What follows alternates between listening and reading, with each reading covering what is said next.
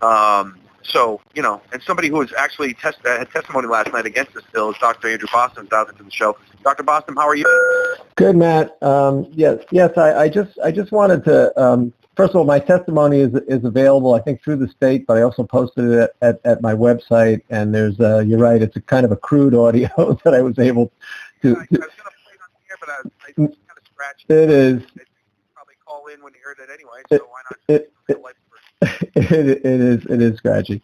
What I pointed out, just in summary, was that this once again is ignoring natural immunity. Not that I have any belief that there should be this kind of passport. I'm opposed to that from a libertarian point of view, but it negates once again. It negates natural immunity. I tried to very quickly point out all the hardcore laboratory evidence and clinical evidence that naturally acquired immunity, independent of vaccination, is at least as robust as vaccine-acquired immunity. There's a lot of data, both laboratory, again, and epidemiologic data, particularly from Israel, where the huge cohort of 188,000 was compared to the vaccinated populations and subpopulations in Israel, and did at least as well in terms of all the clinical outcomes, also including infection, but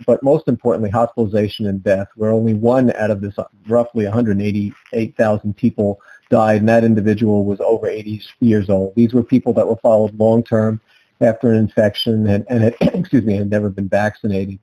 So that those kinds of data, obviously. Let me ask you a quick question about that. Sure. And I think that you also, in terms of the vaccine passport, I think that, I don't know if it's been quantified at all, and it's a debate I know ongoing about the asymptomatic infection that's built into the population out there.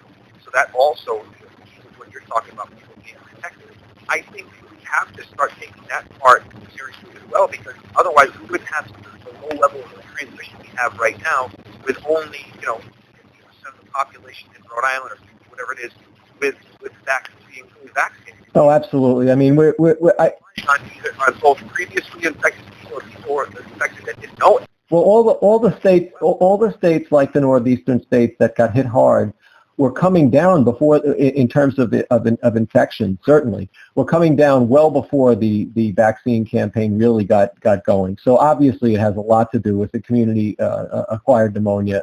Community acquired immunity. As well as vaccine-acquired immunity. I also found something very interesting, Matt, from the H1N1 swine flu era, which is not that long ago. It was 2009 to 10. There was a CDC document, Questions and Answers, Vaccine Against 2009 H1N1 Influenza Virus. And here's what it said. If you have had 2009 H1N1 flu, as confirmed by an RT-PCR test, our old friend, you should have some immunity against 2009 H1N1 flu, and here's the money, quote, and can choose not to get the 2001 H1N1 vaccine. So apparently immunology was actually understood as recently as 10 years ago. We're in a very good place, as you always point out, and vis-a-vis COVID-19 now, and in terms of the outcomes, everything from infections to hospitalizations to deaths, and so it's really becoming like an endemic disease that we are gonna have to live with, and we also know that we've been pushed very hard about asymptomatic spread, but the actual evidence opposes asymptomatic spread in terms of being a driver of this respiratory virus epidemic and previous respiratory virus epidemics. The Journal of the American Medical Association, again, a preeminent medical journal, reviewed all the contact tracing studies and found that asymptomatic COVID-19 spread was about 0.7%.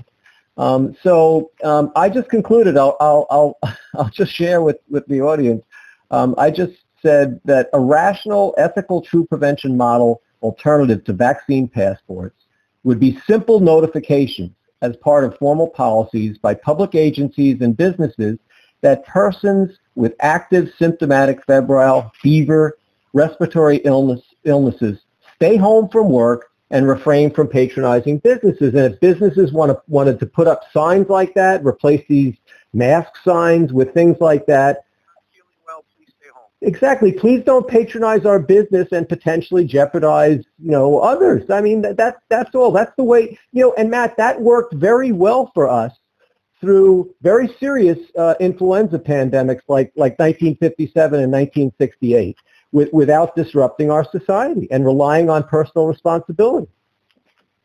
Well, Dr. Boston, thanks for the call. I think